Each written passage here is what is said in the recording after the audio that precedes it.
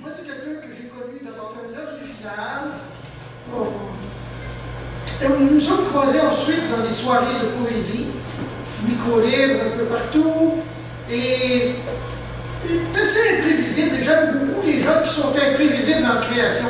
Donc, on accueille, je pense qu'il s'est reconnu, Jérôme Gaudreau. Yes, go! Yeah, go, go, go!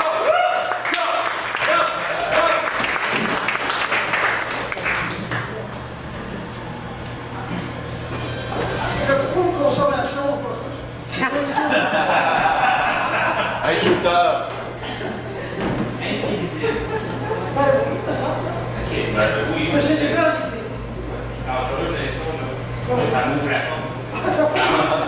C'est déjà ouvert.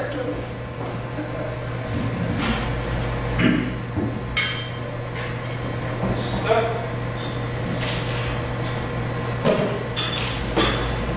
Bonjour tout le monde, bonsoir. J'ai commencé un petit court poème le temps. Ça fait quand même longtemps que j'ai pas été invité puis que j'ai pas apparu au public. Donc j'ai commencé par c'est pas un poème, c'est un petit texte qui joue un peu avec les mots et les sens. Le titre que je lui ai donné, c'est Un cœur sourd, scié en deux. Faut bien écouter. Encore assoiffé, le puisatier pleurerait, sans fond, s'il le pouvait, ce puits qui l'atterrit. Étant asséché, il n'a guère plus que lui, de l'âme à offrir pour celui qui l'a trahi. En dépit d'eau, de larmes et fonds, leur cœur s'enfonce, puis à jamais d'intarissable vacuité.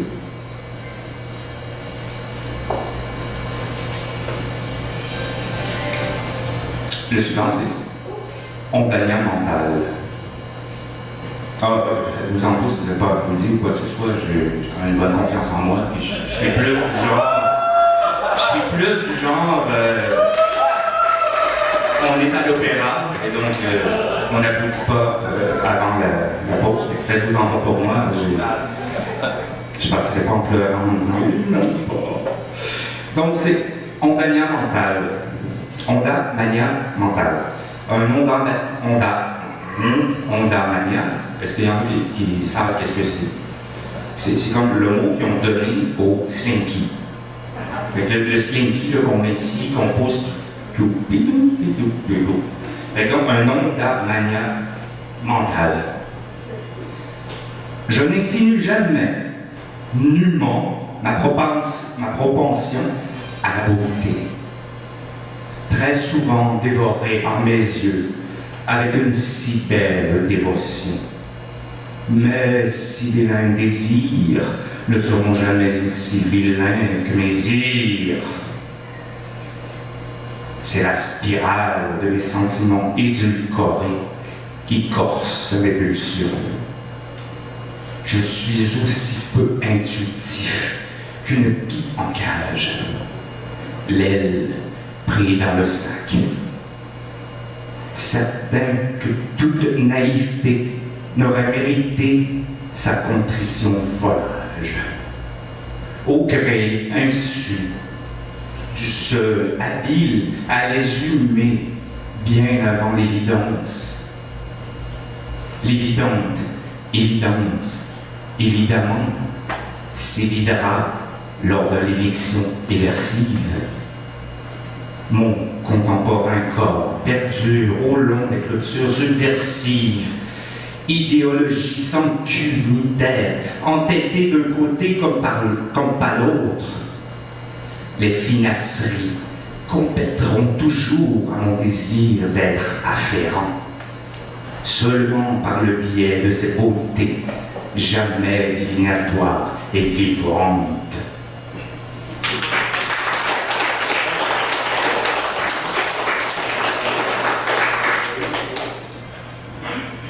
Je suis sûrement pas le seul à faire de l'insomnie le soir. On lève la main sur le fond d'insomnie? On est en bonne compagnie. Insomniaque anonyme. Donc le titre c'est Les doubles. sillonné. Le vide déplumé perce la chair fanée. Allongé près de l'étal qui ne désosse la tente, les pensées comparées tranchent et brûlent l'éclat. La bougie rouge éteint ces ténèbres ficelées. Cette écurie vierge où un seul cheval dort, ni étalon, ni âne que lui seul y dort. Et le galop de ces ires rivés à son cœur pourpre, monnayable tourment au fer sans valeur. Dans les yeux envieux de vos esclaves endormis, chérubins prophétiques, industrialisés pour la mort, au travers l'immense amour imprenable. L'imagination, la garde sans fin partage. Elle est à vendre, tout comme bon cheval. La bête se vend, l'eau se vend, l'air aussi. Rien. Rares sont ceux qui en veulent, si ce n'est, s'il n'en devenait qu'ainsi, que pour le prendre et le revendre. J'ai un vide caché dans les ténèbres. Il est à donner. Qui donc le ramassera?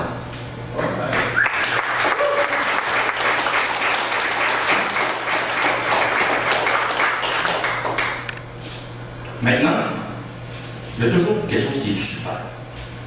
C'est super et sans plein. Parce que cette essence arrive à nous rendre vivants. Parce que nous aimons le goût naïf de cette essence. Elle existe parce que sans elle, nos cœurs ne peuvent aimer. Elle existe parce que nos essences ont besoin d'un moteur. Celui qui nous aide à avancer dans une matrice polluée.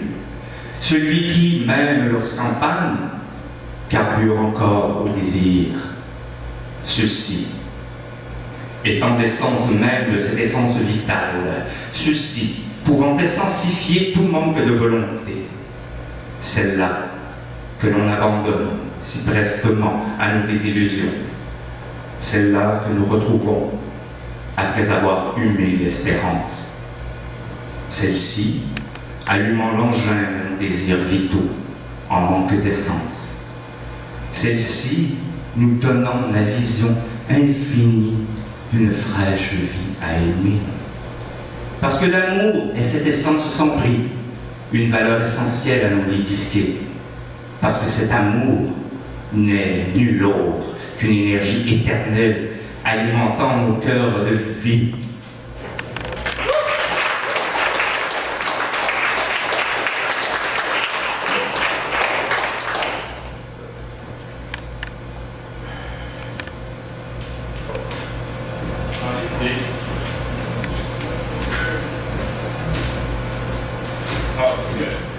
Deux poèmes de suite, parler de la vie, c'est plate.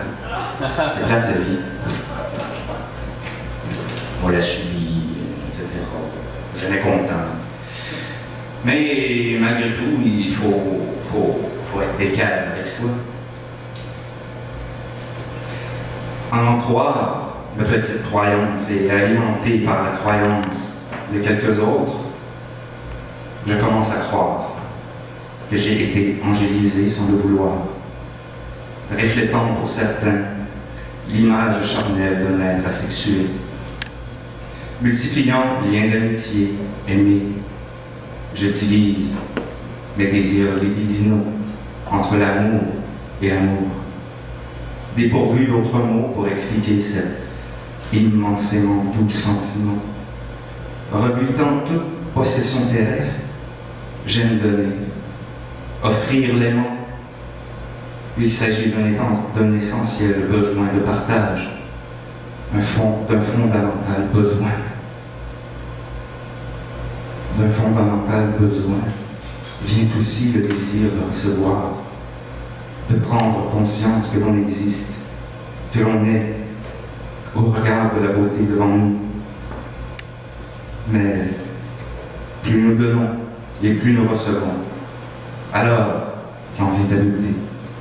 Sinon, lorsque je recevrai, je risque d'avoir plus que je ne pourrais détester. Comment savoir? Comment espérer?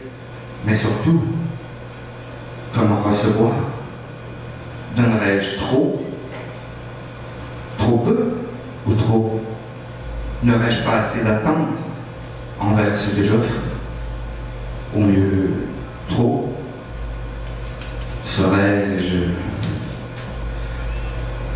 Ne serais-je que l'ombre d'une âme simplement là pour révéler l'espoir à mes prochains, quitte à me perdre dans leurs espoirs? J'aime aimer tout ce qui est aimable, la beauté en toute forme, mais j'aime aussi aimer pour l'amour, constitué de tendres baisers, de caresses douces et de langoureux échanges. J'aime autant embrasser le corps que l'esprit est pris d'amour. La solitude repousse l'amour, l'union l'encourage, même si, à l'occasion, l'union encourage notre solitude passagère. Par sensuel bonheur, il s'avère que nos besoins d'amour et de partage sont une prérogative humaine au bien-être de nos solitudes. Mon corps, il a besoin d'amour vrai, de partage sensuel et d'union, ne serait-ce que pour goûter l'intense amour de l'instant présent, sans possessivité, des instants toujours magiques, quelquefois fantasmagoriques, ou souvent jamais imaginés. Un état d'âme correspondant à une plénitude de l'esprit et du corps, un fabuleux bien-être en fusion, un pur instant de bonheur s'ouvert entre deux êtres emplis de vertiges passagers, rééquilibrant tout amour envers soi-même, pour l'une et l'autre amoureux, une fusion amoureuse si puissante du corps et de l'esprit que chaque humain a besoin de cette énergie, cette source de transcendantale vitamine pour un cœur aimant aimer, ne serait-ce que pour surmonter les trop longs moments de solitude, de passagère fusion, encourageant, fortifiant notre espérance en autant de profonde solitude, acte annihilant tout désespoir, toutes fausses attentes, tout désir de vol, possession. Un état amoureux semblable à l'amour irréel, ne plus craindre nos écarts relativement aux règles infamantes d'une collectivité n'ayant que pour but que de se prémunir d'une solitude morne, sans penser à son propre bonheur. Une solitude affectant tellement le bien-être humain et ses révérés désirs. Alors aimons aimer, le bonheur est là, en et tout près de nous.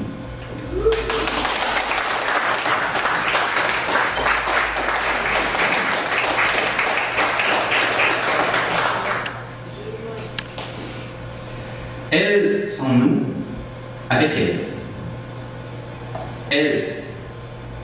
Elle est parfaite la vie. Elle se chausse toujours avec nous. Elle se vêt chaque jour de jolies blouses. Elle se maquille de temps à autre. Elle nous taquine, nous encourage, nous fait rager. Elle est si parfaite cette vie. Consciente ou subconsciente, elle est là, bien là, avec tous ses effets respiratoires.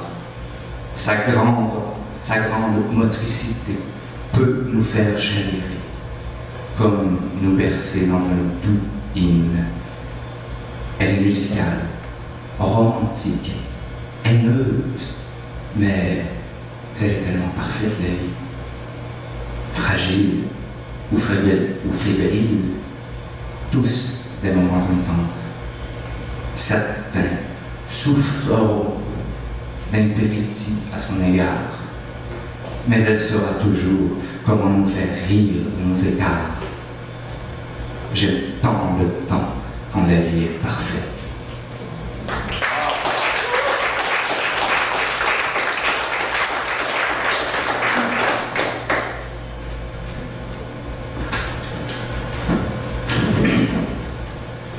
Un petit dernier? Oui, oui.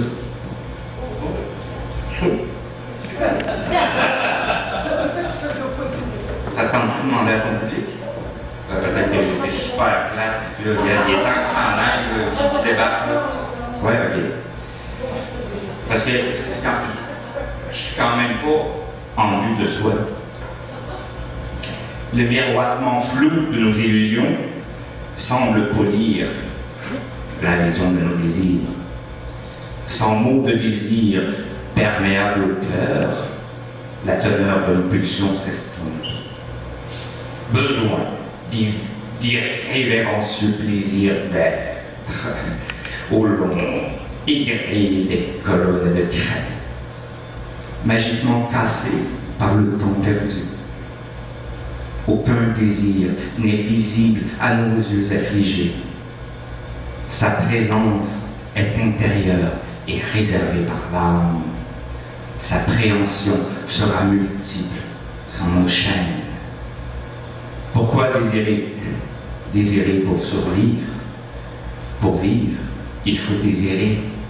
Aimer désirer. Le désir ainsi lissera notre regard sur la vie.